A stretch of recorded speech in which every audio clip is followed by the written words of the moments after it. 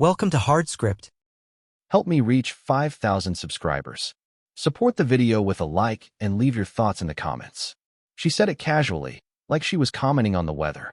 We were standing in the kitchen, the lights dimmed, her phone face down on the counter like it always was now.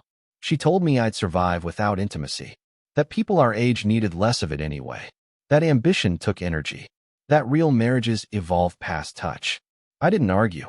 I just looked at her and realized she'd already redefined the relationship without telling me. I told her she wouldn't survive without loyalty.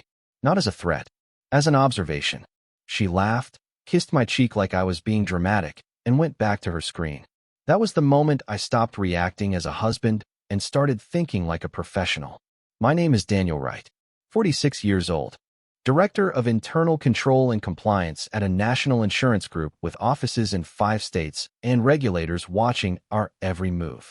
My job is to identify conflicts of interest before they turn into lawsuits, scandals, or federal subpoenas.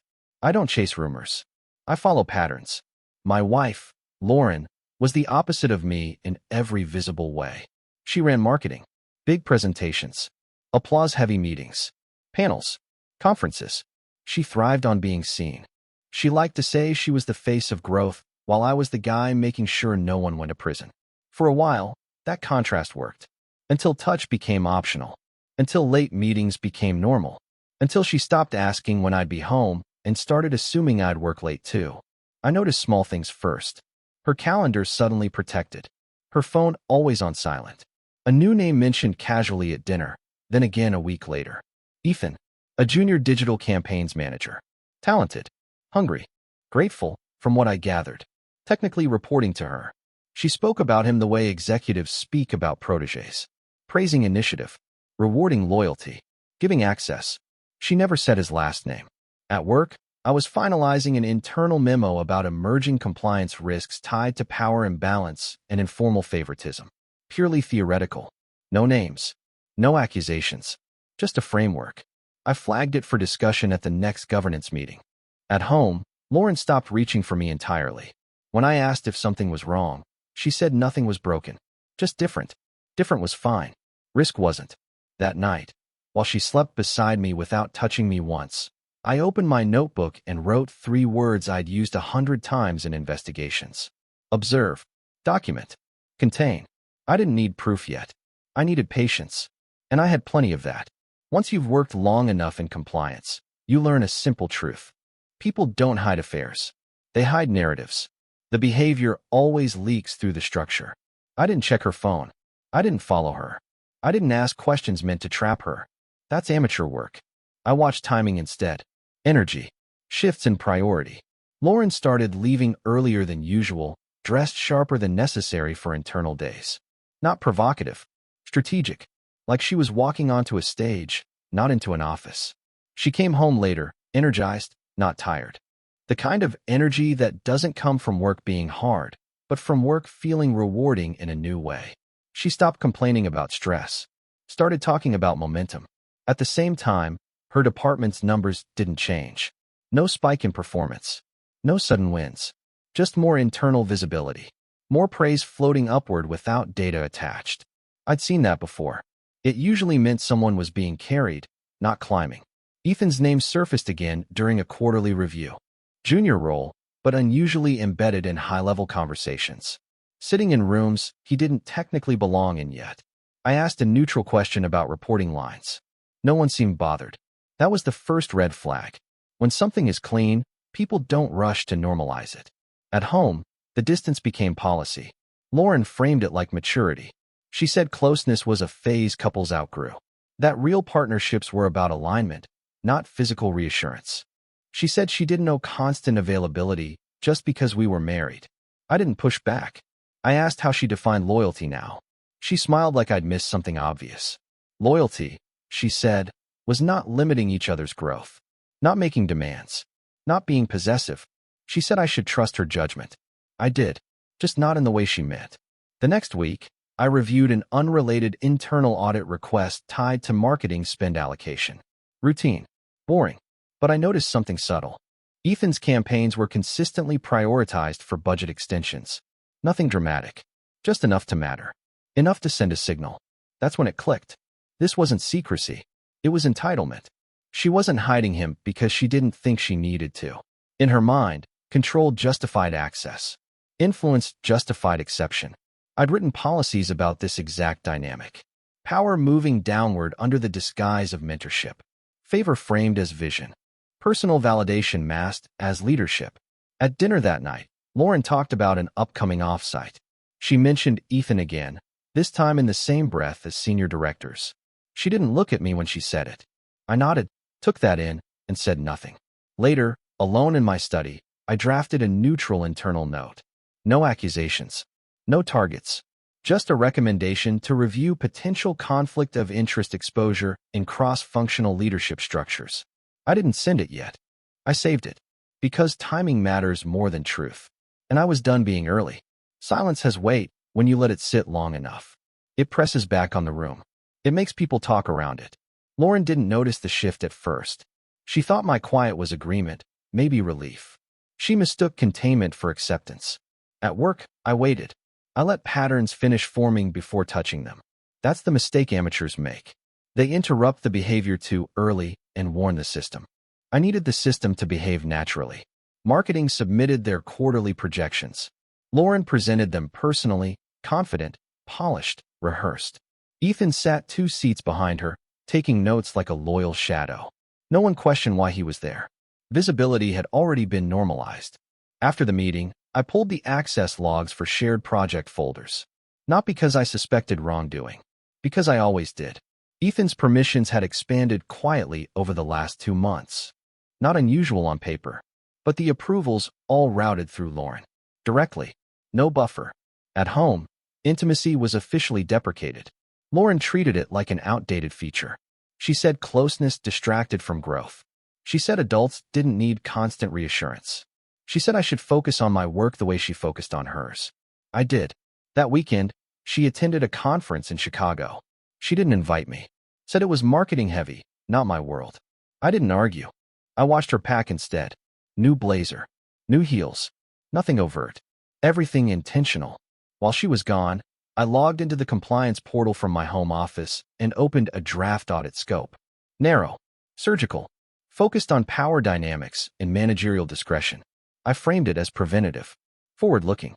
Exactly the kind of language regulators liked. I still didn't name departments. Or people. When Lauren came back, she was lighter. Relaxed. She hugged me briefly, like a colleague. She talked about the conference, about networking, about opportunities opening up. She mentioned Ethan again. Said he'd handled himself well. That people had noticed. I asked if she'd recommended him. She said of course. That's what leaders do. They elevate talent. I nodded and made a mental note of the word elevate. In my line of work, elevation without process was usually gravity waiting to happen. 2 days later, I sent the audit proposal to the governance committee. Routine distribution. No urgency flags. No follow-up emails. Then I waited. Lauren didn't know anything had changed yet. She still believed the marriage had simply been deprioritized. She still believed my world was separate from hers. What she didn't understand was that my world was built to intersect quietly, precisely, and without warning. And once it did, there would be no way to trace the moment it began. The governance committee approved the audit scope without discussion. That told me everything I needed to know. When leadership doesn't push back, it means the language feels safe. Neutral. Boring. That's how real leverage enters a room. I didn't oversee the audit directly. That would have been careless. I assigned it to a senior manager 2 levels removed from me, someone with a reputation for precision and no appetite for drama. The mandate was clean. Review decision pathways. Map discretion points. Identify structural exposure. Nothing personal. At home, Lauren noticed something else changing. Not at work. In me. I stopped asking how her day went. Not out of spite. Out of clarity. Questions invite narratives. Narratives create space for manipulation. I didn't need explanations. I needed alignment, and that was already gone. She filled the silence herself. Talked more. Explained more. Justified things I hadn't questioned. She spoke about leadership challenges, about younger employees needing guidance, about being the only woman in certain rooms. I let her talk. Silence makes people reveal how they see themselves. A week into the audit, preliminary flags surfaced. budget routing anomalies, accelerated approvals, communication clustering. Nothing explosive, but enough to justify deeper review under policy. Lauren came home one evening irritated. She said finance was asking strange questions, that projects were being paused pending review. She said it was inefficient, political. She didn't connect it to me. I told her processes sometimes lagged ambition. She rolled her eyes and went to bed early. The next morning, Ethan's name appeared on an internal notice. Temporary reassignment, skills review, development alignment, corporate language for removal without accusation. Lauren didn't mention him that night. She mentioned stress instead. She said the environment felt hostile lately, that people were suddenly cautious. She said it felt like punishment for being effective. I listened. I always listened. Inside the audit trail, HR had begun routine compliance checks on managerial communications. Standard procedure once discretionary influence crossed certain thresholds. They weren't reading for content. They were mapping patterns. Frequency, tone, exclusivity. That's where systems become merciless. They don't care about intent. They care about imbalance. At home, Lauren tried to reach for me again. Not physically, strategically. She asked if everything was okay between us. She said we drifted, that maybe we needed to reconnect. I told her relationships, like companies, fail when risk isn't addressed early. She didn't like that answer. She asked if I was angry. I wasn't. Anger would have meant I still needed something from her. What she didn't know was that the audit had already moved beyond theory. The structure she'd relied on for control was now documenting her decisions without emotion, without bias, without me ever needing to raise my voice. I went to sleep that night knowing something important. The system had begun to speak, and it never cared who was married to whom. By the third week, the atmosphere at work had shifted from curiosity to restraint. Meetings shortened, emails tightened. People chose their words the way they do when they sense something moving beneath the floor. Lauren came home quieter, not defeated, alert. She stopped mentioning Ethan entirely, not even as a project resource, not as a success story. It was as if he'd never existed. That kind of erasure usually means legal advised silence, not emotional distance. One evening, she asked if I'd heard anything about the audit. I told her audits don't announce themselves. They resolve quietly, or they don't resolve at all. She watched me closely after that, like she was trying to remember when I'd become this version of myself. The truth was, I'd always been this way. I'd just never turned the lens inward. HR sent a company-wide notice about routine communications review. Neutral language. Broad scope. No urgency. But everyone understood what it meant. Phones stayed face down. Messaging apps went quiet. Calendars suddenly filled with witnesses. Lauren started working from home more. Said she needed space to think. I gave it to her. She dressed differently too. Less performance. More neutrality. The confidence she wore so naturally had shifted into calculation. She wasn't afraid yet. She was assessing exposure. At night, she slept restlessly. Woke before her alarm. Checked her phone in the dark. I never asked who she was waiting to hear from. In compliance, we say panic is a secondary indicator. The primary one is behavior correction without instruction. Ethan's reassignment became permanent. A development opportunity elsewhere. Away from visibility. Away from influence. Away from her. Lauren told me the department was being restructured. She said leadership didn't appreciate initiative anymore. That creativity was being punished. She framed it as a philosophical disagreement. I let her. Inside the audit report, language tightened further. The word potential appeared. Then exposure. Then recommendation. No one accused her of anything. No one needed to. The documentation spoke for itself. Patterns don't argue back. One night, she asked if I still loved her. It was the first personal question she'd asked in months. I told her love doesn't survive where loyalty is negotiated. She didn't respond. She turned away instead. That was when I knew she finally understood something had moved beyond her control. Not because she'd been caught, but because nothing she said could reposition her anymore.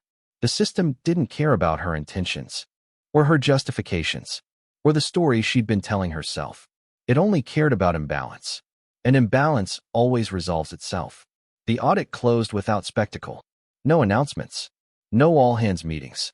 Just quiet outcomes that rearranged gravity. Lauren's flagship projects were paused pending review. Not canceled. Paused. That distinction mattered. It kept everything procedural, unemotional. Her authority wasn't challenged directly. It was diluted.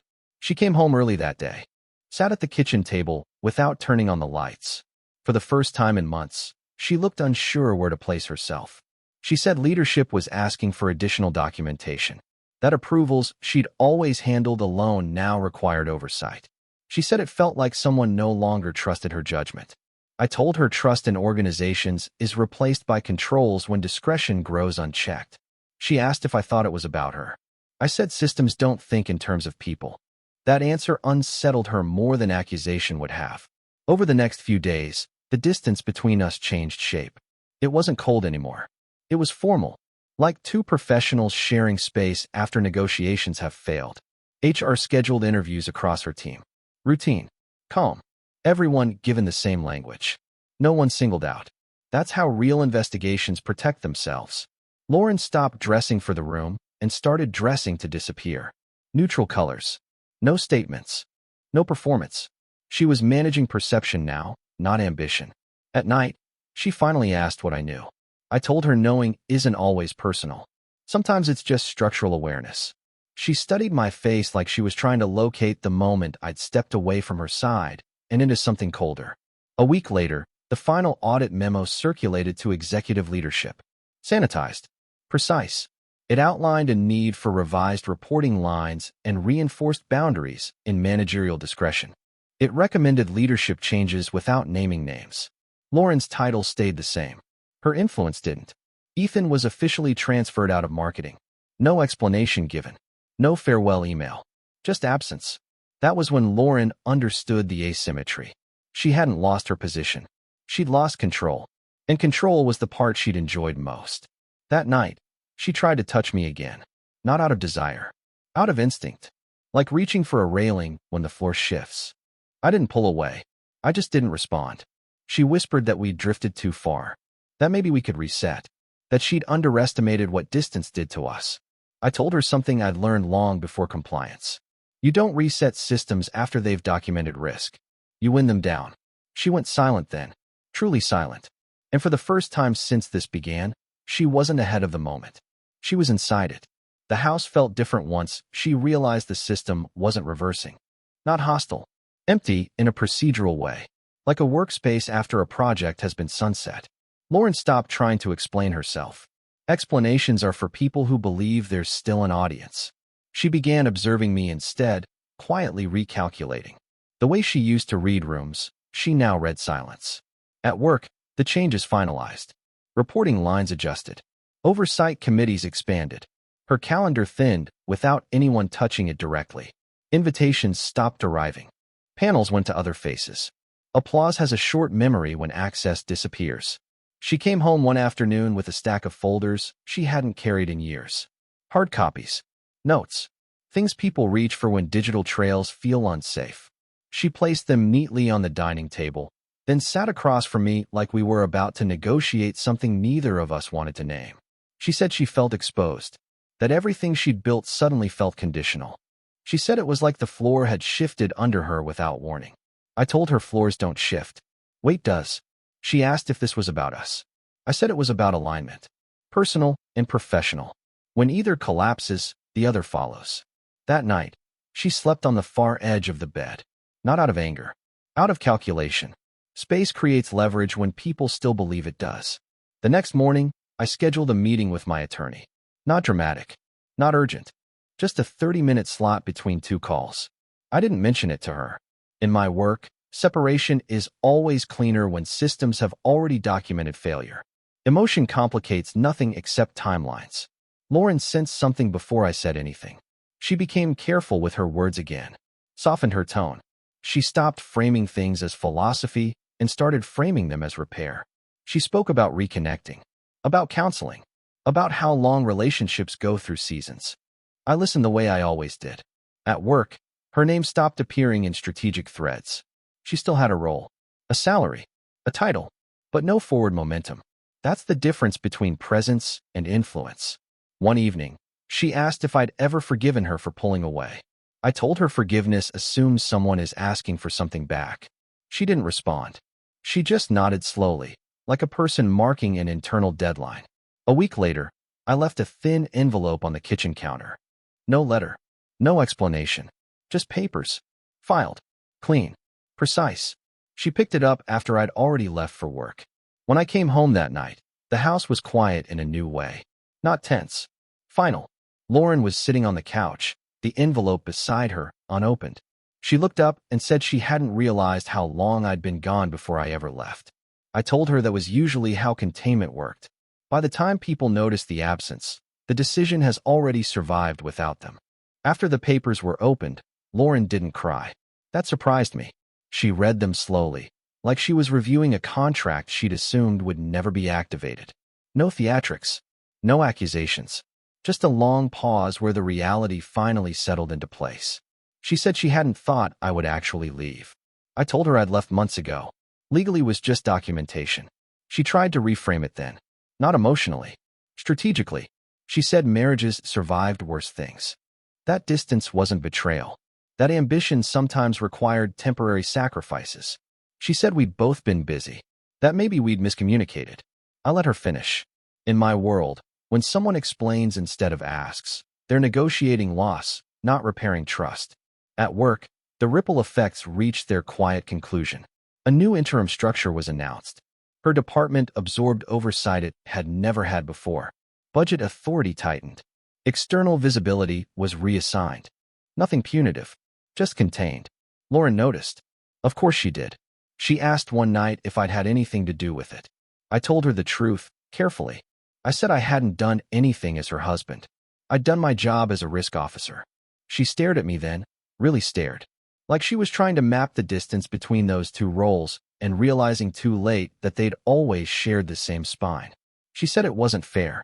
I told her fairness wasn't a system control. Predictability was.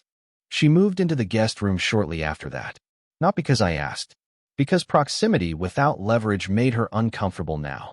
The power dynamic had inverted, and she could feel it. Friends started calling, asking gentle questions, offering dinners, support. I declined. Narratives spread when people fill silence for you. I preferred not to give them material. Lauren's world shrank quickly, not socially, professionally. Invitations dried up. Her name stopped circulating as shorthand for momentum. She still had her role, but no one built around her anymore. One evening, she said she felt like she'd been erased. I told her erasure was different. This was repositioning. She asked if I hated her. I told her hate requires engagement. By the time the court date arrived, everything important had already resolved. Assets divided. Timelines set. No arguments. No surprises. When we walked out separately, she hesitated, like she expected me to say something. Anything. I didn't. Not because I wanted to punish her, but because everything that needed to be said had already been absorbed by the systems she once believed she controlled. And systems don't argue. They conclude. After the divorce was finalized, Lauren didn't disappear. She recalibrated. That was always her strength. She stayed visible where she could, spoke carefully where she had to, and avoided saying my name entirely. People noticed the omission more than any accusation would have landed. At work, the organization stabilized. New controls became normal. What once felt restrictive slowly became invisible, the way seatbelts do. Leadership praised the increased clarity. Regulators responded favorably. Risk scores dropped. No one connected those outcomes to a single moment or a single person. That's the thing about clean systems. They erase the story and keep the result. I moved into a smaller place closer to the office. Not as a retreat, as a simplification. Fewer rooms, fewer decisions, less noise. I slept better almost immediately. Lauren reached out once, weeks later. Not to reconcile, to understand. She said she still couldn't pinpoint when everything had slipped away. She said it felt like standing on a stage after the lights go out, realizing the audience had left without making a sound. I told her the audience hadn't left. The performance had ended. She asked if I'd planned it all. I told her I'd planned nothing personal. I just followed protocol longer than most people had patience for. That answer frustrated her more than anger would have. Professionally, she plateaued. Not fired. Not disgraced. Just no longer accelerated. The kind of outcome no one defends publicly because it doesn't look like injustice. It looks like time catching up. Ethan resurfaced briefly in another division. A lateral move. No upward trajectory. Whatever momentum he'd borrowed had expired the moment access disappeared. Gravity reclaimed him quietly. Lauren and I stopped crossing paths entirely. Different routines, different circles. That was intentional. Closure isn't a conversation. It's a lack of overlap. One evening, months later, I attended a compliance symposium. Familiar faces, new titles, a few nods of respect from people who understood what had happened without needing details. A colleague mentioned how rare it was to see risk handled without fallout. I said fallout is what happens when people confuse exposure with revenge.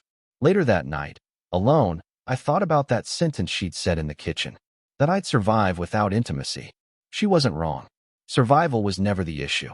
What she hadn't calculated was that loyalty isn't a feeling. It's infrastructure. Once it collapses, nothing built on it holds. I poured a drink and stood by the window, watching the city settle into itself. Quiet, orderly, predictable. The kind of environment where systems thrive. And where I did too. Time has a way of confirming decisions when nothing pushes back.